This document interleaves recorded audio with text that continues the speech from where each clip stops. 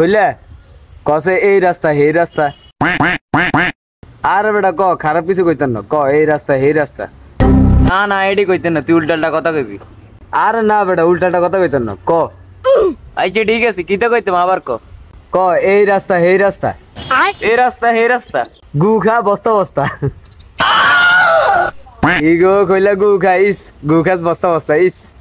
কি রে তোর না কইছি উল্টালটা কথা কইনি তুই আবার কইছস আচ্ছা ঠিক আছে যা আর কইতাম না না না তুই সবসময় কইছ এবার আমি একটা কই